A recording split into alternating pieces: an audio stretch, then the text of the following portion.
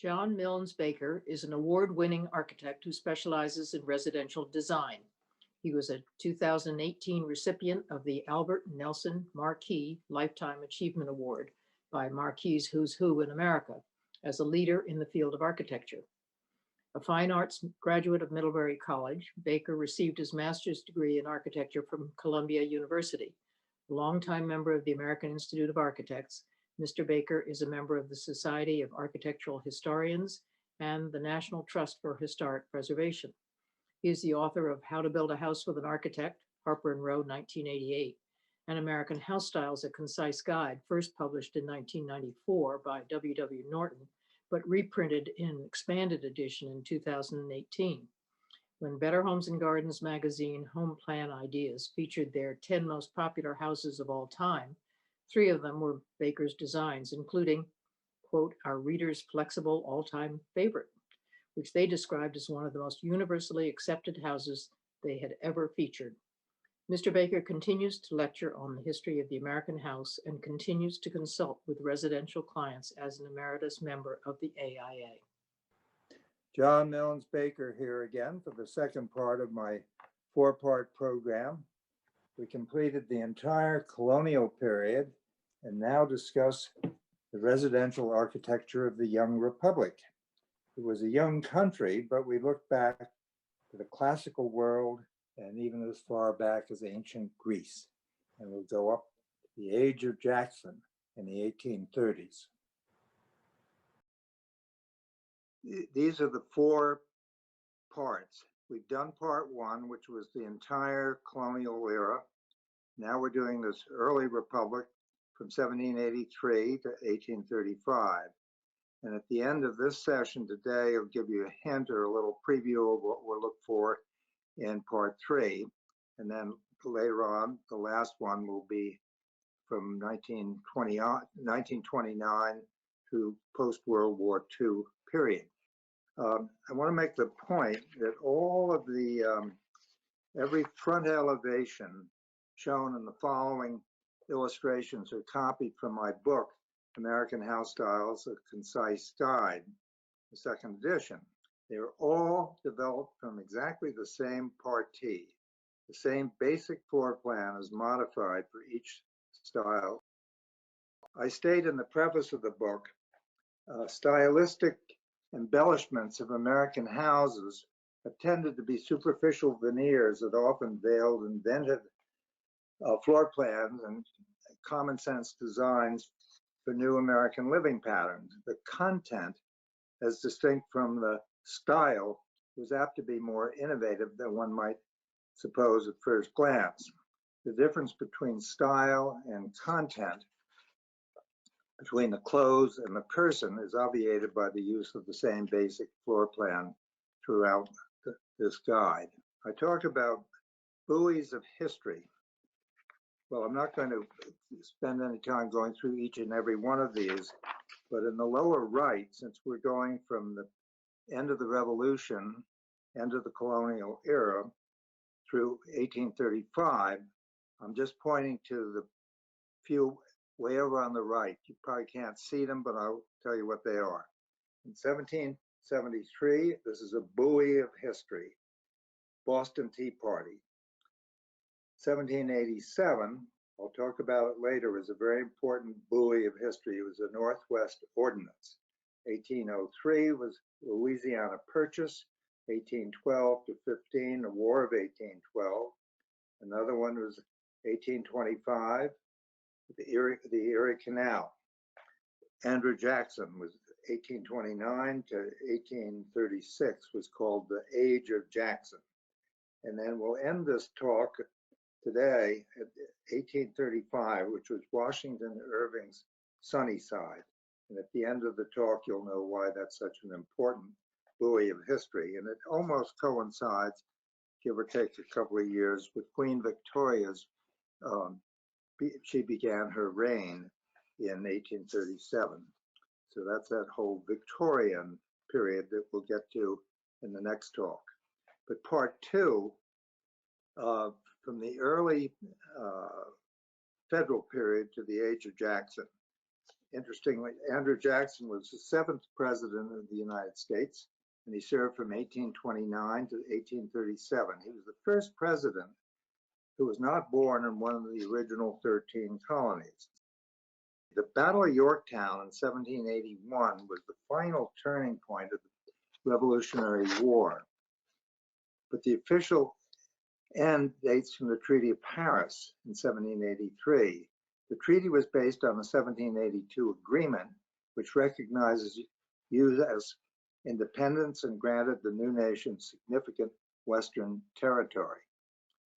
So 1783, 1835, federal we're going to talk about that first. That's 1783 to about the 1820s.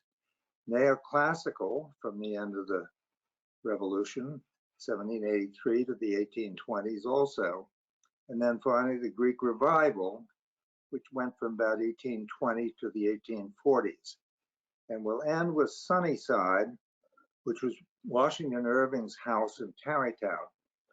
It was the first time the word quaint was used as a complimentary term for a major house. This buoy of history rejected the ancient classical world for architectural inspiration and turned to the picturesque for the next 40 plus years. Treaty of Paris in 1783, 7 years after our Declaration of Independence, confirmed our nationhood, but not necessarily our sense of nationality. There were too many disparate forces to be merged to expect a spontaneous social order that encompassed all our differences. Benjamin Franklin admonished at the time, say rather the war of the revolution, the war of independence is yet to be fought, unquote. Democracy was still a dubious and volatile experiment. There was no White House, no Capitol dome to symbolize our unity. Philadelphia, not Washington, was the nation's capital for over 10 years. After a brief time in New York, the capital was located in Philadelphia from 1790 to 1801.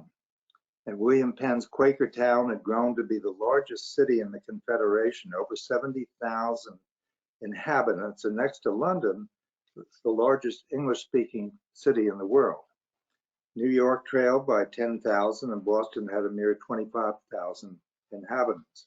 Strongly Tory during the Revolution, Philadelphia remained a patrician city and felt comfortable with the late Georgian architecture of the mother country, as did Boston, Newport, Salem, Charleston, and most of the other centers of commerce. Interestingly, not every colonist supported the revolution. Perhaps as many as a third were loyalists, even as late as 1800. When war broke out between England and France in 1793, there was strong British sentiment among the Federalists. Jefferson's Republicans favored France. George Washington warned against our involvement in the quarrels of foreign nations in his farewell address in 1796. Our failure to heed his sagacious advice did much to polarize society in the years that followed. In a time when the former colonies needed cohesion. This was also a time of financial crisis. The federal debt in 1790 was 54 million. On the other hand, the government had enormous amounts of land confiscated from the British Crown, as well as individual loyalists holding. The land was made available to an increasing number of freeholders, both in the former colonies and in the hinterland. The Northwest Ordinance of 1787 affirmed the equality of new states entering the Union and was a great incentive to settlers who could move to the frontier with confidence that their rights would be protected. New states soon followed in the original 13, Vermont in 1791, Kentucky 1792, and Tennessee in 1796. They were formed from federally owned territories or those sections where all disputed claims were withdrawn by the former colonies. In the years before our independence, the character of English Georgian architecture had begun to change. archaeological discoveries in Herculaneum in 1719 and Pompeii in 1748 showed that the classical orders had much greater variety than Palladio or Vignola, another important architect who codified the classical orders, reported in the 16th century, or than Vitruvius recorded in his classical Rome. Neoclassicism was spurred by Thomas Jefferson, and he drew not just from Palladio, but from the influential book Antiquities of Athens by Nicholas Revet and James Stewart, published in England in 1762. The classicism of the early 19th century is often called Adamesque or Adam style, after Robert Adam, and the 1728 to 1792, and his brothers who developed the style. Although they drew from Palladio's work in their early years, their later work demonstrated a freer interpretation of the classical orders, extensive use of decorative panels, and by American standards of the day, an excessively gaudy use of color and gilt in their interiors. So what we're looking at now is a picture of an idealized federal house. And there's a quote, more so than ever in the colonial period, buildings were now not only frameworks in which to live and work, they're also provocative projections of what Americans wanted to be. That's a quote from a book published in 1985 by David Hadlin called American Architecture. So we're looking at this, and the basic, some of the basic changes from the center hall plans prevail, rectilinear, but sometimes with subtle expansion dictated by the new curved interior spaces. Three-story structures are common.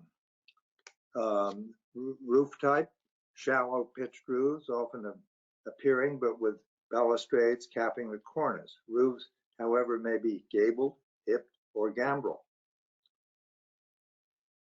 Unlike Georgian houses, the federal style typically featured projecting porches, often with attenuated columns and elegant entablatures.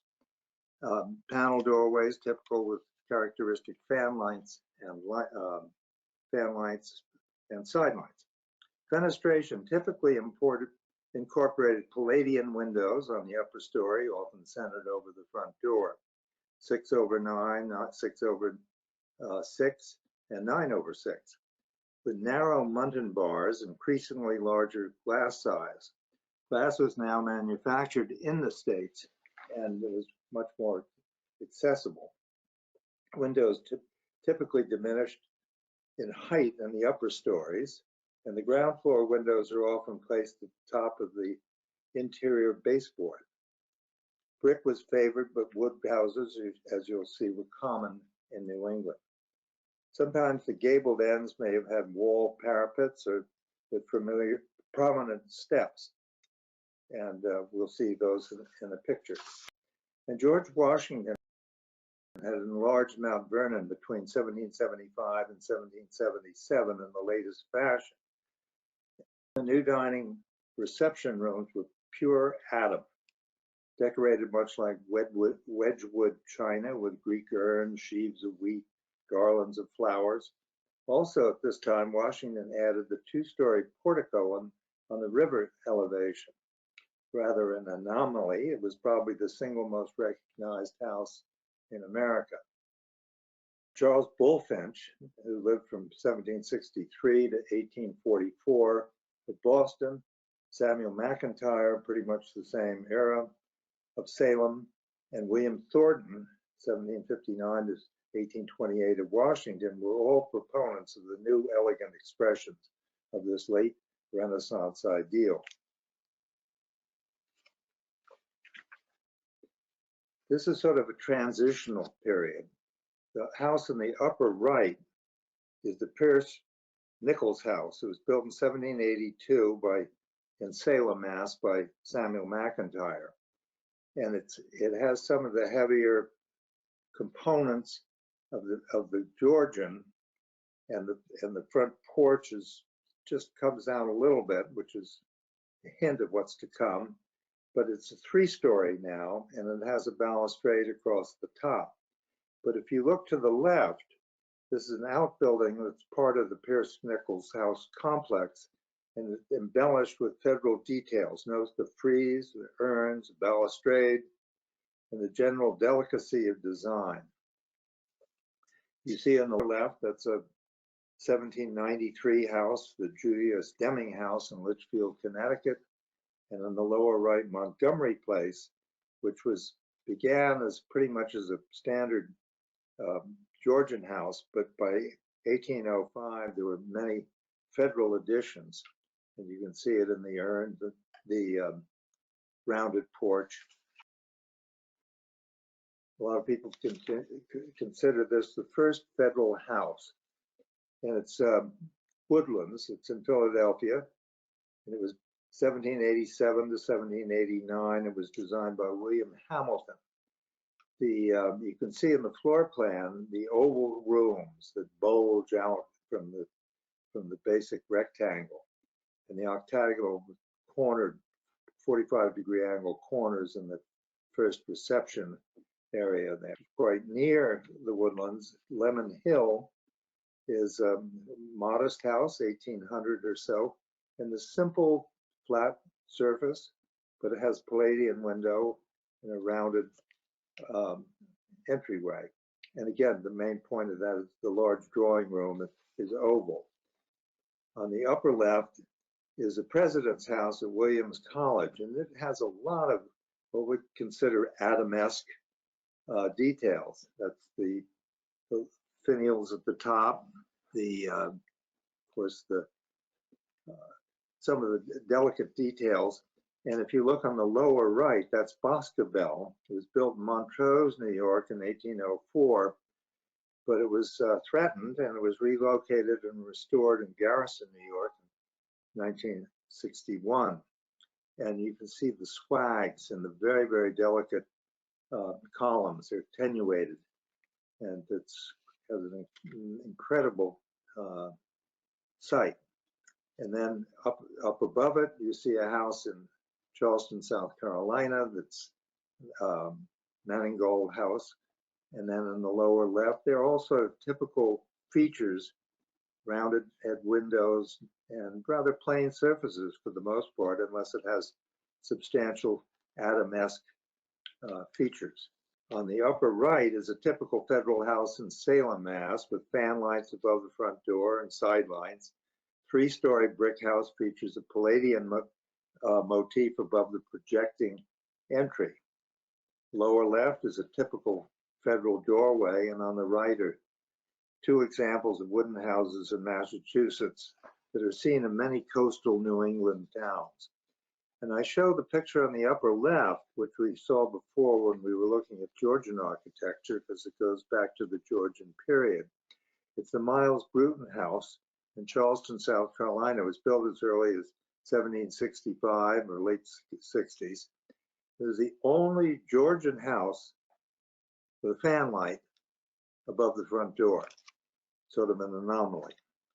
Now, if we could go to the next slide, there's just sort of a gallery of federal houses showing the subtle variety of details, but all within a prescribed set of guidelines. The 3-story, the Palladian window, often a half-round window, projecting front porch, and generally a very delicate, attenuated columns, and a much lighter, fanciful way of treating the entablatures. Next slide is an interesting one. It's the Gore House, or Gore Place, I should say, in Waltham, Mass. It was built in 1805, and it was attributed to Bulfinch. But the view is from the garden side, showing the elliptical drawing room, which you'll see in the plan, that bulges out from the main block of the house. Also note the triple hung windows in the drawing rooms set at floor level. Both are federal innovations. So that sort of covers for the moment, cursory as it is, but I hope it gives you a flair or a sense of the federal period. And now the next is the neoclassical. And Thomas Jefferson architectural influence was pervasive throughout the former southern colonies, particularly in Virginia. Palladian principles and proportions influenced Jefferson. His first version of Monticello featured a double portico and was decidedly Palladian. But the federal orders were usually attenuated, columns elongated, entablatures often 1/5 the height of the column instead of 1/4, as in Palladio's standards. And the neoclassicists, on the other hand, adhered strictly to the formula of, quote, correct proportion of the Roman prototypes, and took few liberties with established precedent. Palladio, however, was no longer the single dominant source for classical orders. Even Vitruvius was found to have edited and codified the Roman orders to suit himself. Archaeological discoveries continued to reveal wider variety in classical orders than had been previously supposed. And the neoclassicists drew from a wider selection of precedent. If we, this is a style that prevailed for a long time. Let's see a few comments here. Thomas Jefferson was inextricably linked to the neoclassical style. Palladio was perhaps the most influential architect of all time. In his Villa Rotunda, built in 1556 to 1570, inspired Englishman Lord Burlington to build Chiswick, the villa in London based on Palladio's design. And the dome, of course, harking back to the crash course that I mentioned about Palladio, it was the pedimented front entrance on the main facade, but also the dome was something that was introduced by Palladio. And it was almost as strange as having a steeple on a Cape Cod cottage or something. It was always associated with religious or actually pagan rites originally. And you can see the Redwood Library was designed pretty early on in anticipation of the classical. It was long before, it was during the colonial period. It was designed by Peter Harrison, who was an Englishman actually. And if you can see the picture to the right, that was a Palladian facade from the fourth book of Andrea Palladio that was published in London in 1756 by Edward Hoppin. This is Thomas Jefferson's University of Virginia. And that was the very, very similar to, it harkened back to the dome. You can just see the dome in the back there. And on the right is an Ionic temple. It's just to the right of the rotunda, and that's a front full enlarged picture looking straight at it, where the proportions are in strict conformity with what people assumed with the Bible of proportions going back to Palladio and others. Next slide shows two of Thomas Jefferson's houses. The one on the right, of course, everybody recognizes as Monticello. That was 1772. It was really just, he started it just before the Revolution, before 1776. But you can see in the pochette, the dark part in the front of the plan was the original part, but then he was always adding onto it and expanding it. And the little house on the left was sort of forgotten for many years. It was sort of a weekend house or a retreat for Thomas Jefferson, not all that far from, it's called Poplar Forest. It was built in 1809 and started earlier than that. And it's interesting that it has a square in the center with skylights, believe it or not. And It's a gem. It's a wonderful site to visit. We just happened to stop there one time, and it hasn't been opened all that long. I couldn't resist showing these. See for yourself. Have you ever seen any more distorted, gross caricatures almost of the classical style? So unfortunately, they're fairly common as you drive around the country. I particularly love the one in the middle on the bottom with basically lally columns. A British agent named Paul Wentworth reported at the end of the Revolution that the American states comprised not one but three republics, and asserted that the difference among these American republics were greater than between the European states. He, of course, referred to New England, the South, and the Middle Atlantic states. And disparate as our new nation might be, a tremendous feeling of optimism prevailed in the generation born after the Declaration of Independence. The War of 1812 ended in 1815 with General Andrew Jackson's victory at the Battle of New Orleans. Britain's Napoleonic Wars came to an end as well, and the seas were opened once again to American shipping. Ports around the world were receptive to our fleets of clippers, and America got on with the business of building a nation. The vast Spanish Empire was disintegrating. By 1819, the United States acquired Western Florida, and the rest soon followed. Spain also surrendered its claim to the Pacific Northwest, and by 1821, Mexico had won its independence, and the Spanish lost all claim to North America. It was just a matter of time before the United States would control all the former Spanish territories north of the Rio Grande. In 1823, the Monroe Doctrine gave expression to our sense of separateness from Europe, not just as a nation, but as a hemisphere. The American continents were, quote, henceforth not to be considered as subject for future colonization by any European power, unquote. America was off limits. In return, we would stay out of the internal concerns of European nations. We felt no compunction, however, about annexing Cuba and Texas a few years later.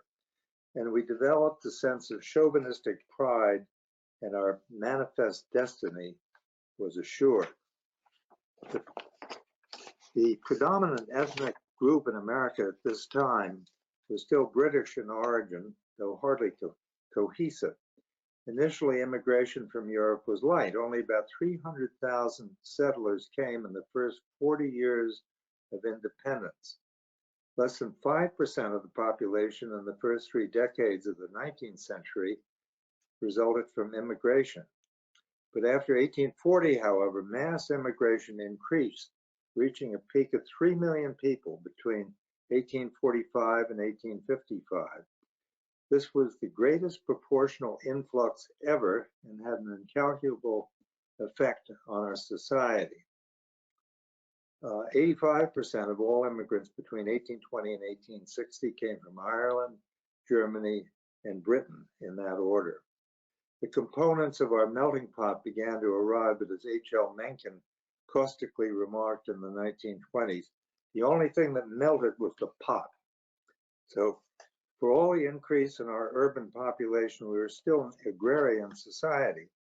95% lived on farms and towns and remained small. As late as 1860, only one city in the South had a population of over 100,000. In 1840, only 4 cities west of the coastal states had more than 10,000 people. We were also a restless nation. The movement west increased by more than a third every 10 years. The Erie Canal was completed in 1825 in the hinterland of America and was suddenly more accessible from the east.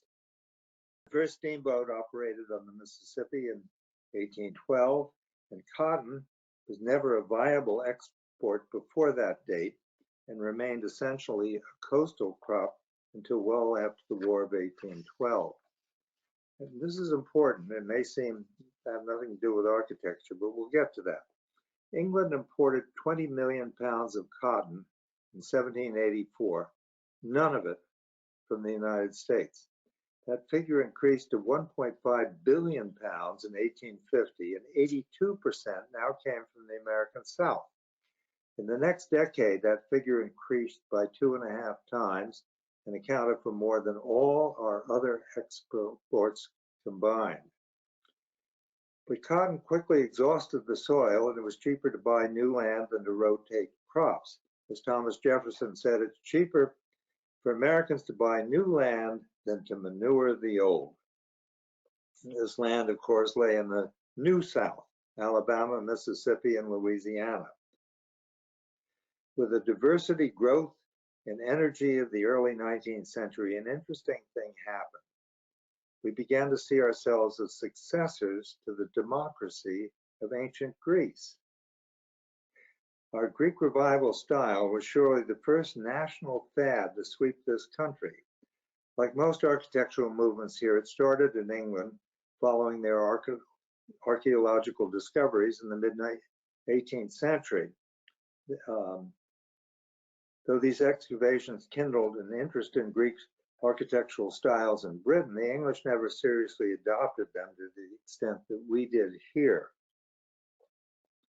America felt both a kinship with the democratic ideals of the 5th century BC and an empathy with modern Greeks who fought their own war of independence from the Turks between 1821 and 1830. Our taste for Greek architecture became almost a mania, and the style was used for every building type from state capitals to privies. New towns sprang up in western New York State across the Appalachians. They boasted Greek names: Athens, Syracuse, Corinth, Sparta, and Ithaca, to name a few. The Greek revival was actually the culmination of the neoclassical, which reached back before Rome to the original progenitor of the classical idiom, the Doric, the Ionic, and the Corinthian orders of the ancient Greeks. But the Greek revival was essentially a rosy-hued and rather romanticized view of the Athenian world. One of the problems of embracing early Greece was the fact that it was a slave state. An abolition of slavery was fast becoming a concern, particularly in the North. The importation of slaves had been abolished here in 1808, and in England outlawed slavery in the colonies in 1833. The Greek revival, however, became a national style for us between 1830 and as late as 1850, and until the 1860s in Alabama, Mississippi, and Louisiana, when the Civil War interrupted building development. Benjamin Latrobe, who 1764 to 1820, was one of our first architects. He was born in England, trained on the continent, and he emigrated to America in 1796. He had been credited with introducing the Greek revival style to the United States with his Bank of Philadelphia in 1798. And houses in the Greek mode did not really appear much before the 1820s. John Haviland's The Builder's Assistant, 1818, revised 1821, was the first American publication to detail the ancient Greek orders. And Asher Benjamin revised his The American Builder Companion in 1827. And Menard Lefebvre published The Modern Builder's Guide and the Beauties of Modern Architecture in the 1830s. And these books stressed the merits of the Greek style. They were widely disseminated when largely responsible for the consistency of design wherever the classical Greek mode appeared. The architectural profession grew increasingly important in this period. There was a growing need for public buildings as more states were added to the Union and the population increased. William Strickland, Ithiel Town, Alexander Jackson Davis, who later practiced with Town, all used Greek forms. One of the problems with classical architecture in general, and the Greek revival in particular, was the lack of flexible forms. Essentially, the style depended on the basic temple form, and it could not effectively serve all of the demands an American building placed on it. It was a prescribed way of building with the same concern with precedent that had affected the Georgian architecture generations before. The flexibility and fitness of purpose of the Gothic revival and the Italian age styles were much more suitable, which we will get to in part 3. So let's look at a couple of samples. Greek architecture was based on post and beams construction, never featured the arch or the dome, so prominent in Roman building. Greek temple architecture evolved in the 5th century BC with the development of the Doric, Ionic, and Corinthian orders. Though the latter was similar to the Roman Doric, the Doric and the Ionic were somewhat more ponderous than their later versions. The Greek Doric was only 7.5 lower diameters in height, had no base block at the foot of the column. You can see that in that Andalusia. The Greek revival houses generally oriented the gable end toward the road. The roof pitch was lower than the colonial houses and was too shallow to permit dormers. The eave line was usually raised a couple of feet above the attic floor. Hopper windows were designed to fit in the frieze below the cornice. Light and ventilation were provided in the attic by these low windows. Recessed entrances with wide casings were common, usually featured sidelights and rectangular transom. Houses were either columned or embellished with pilasters. Though Greek temples were actually polychrome, Greek Bible houses were always painted white. The symbolic purity of the stark white house had universal appeal. White clapboard house with dark green louvered blinds became a popular craze during the Greek revival period and has persisted to this day in the mistaken notion that such a house is quote-unquote colonial. The Southern Plantation House, idealized in the movie version of Gone with the Wind, though not in the book, was a columned temple form, an example of the Greek revival style. So Andalusia, the house on the upper left, Benjamin Latrobe had designed the original house in 1806, but Thomas U. Walter added the iconic Greek revival Doric temple form in 1833, and Andalusia, Pennsylvania is just a little way north of Philadelphia. And the other houses there, the ones on the right are both in Nantucket, and the ones on the lower left, you see a 4-bay temple form and then a 3-bay temple form. So let's see, the next slide shows some more examples. There's a 4-bay temple form on the left, upper left. Upper right is an unusual coupled Ionic columns that I spotted in Putnam County, and below that it was 3-bay with square columns. And on the left is a typical example of from the pattern book, Asher Benjamin, for example, full pediment, entablature, pilasters, and a recessed door. Next slide also shows some variations on the Greek revival. The upper left is a Cape Cod cottage in a Greek revival style. People often think of a Cape Cod cottage as a style of architecture. No, it's not. It's a building type, and it can come in any number of styles. And you can see on the right, or in the middle there, the corner detail, which is strictly Greek revival proportions. And the house on the upper right is in Cross River, New York, and it's, although most houses face with the gable end of the road, that's an example with the main front of the house is facing the road. In the lower left, the temple form, as I said, does not adapt itself to a complex plan, but it's done pretty well here. And the last one on the right is a simple pattern book example.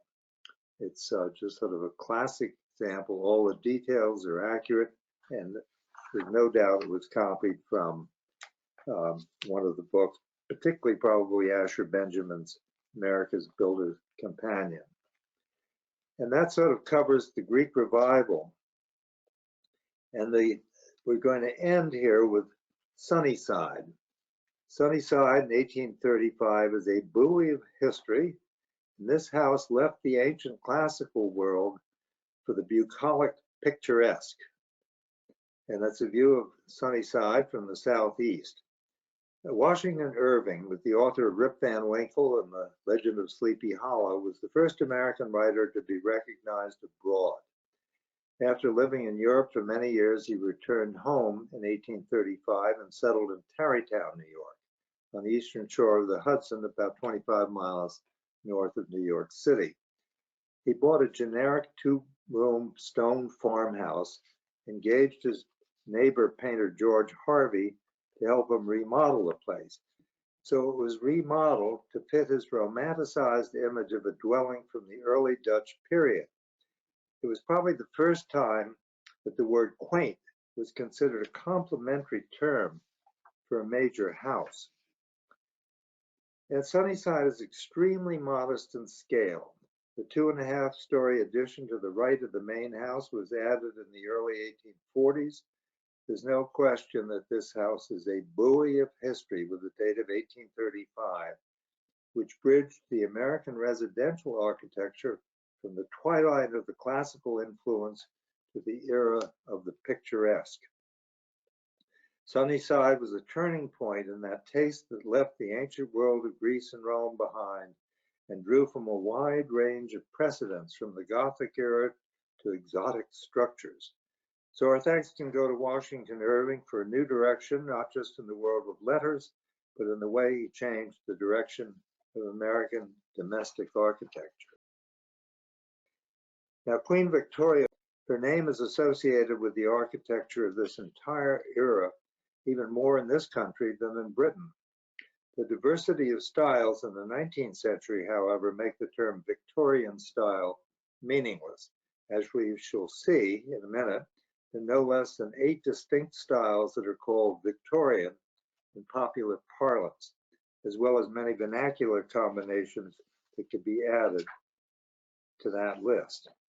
So next slide will show that we have come to the end of part 2. And what we're going to see as we go into part 3, we'll pick up with Sunnyside, Washington Irving's house in 1835, and we'll go to 1876.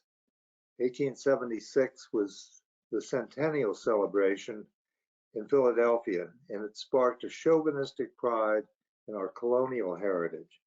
And the other half from the centennial celebration to the stock market crash in 1920 time.